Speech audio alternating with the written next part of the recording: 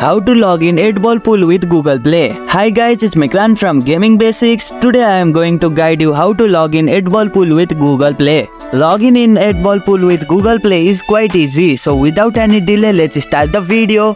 Open the 8-ball pool app. Launch the 8-ball pool app on your Android device.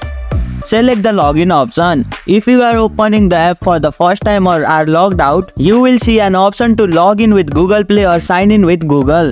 Tap on this option.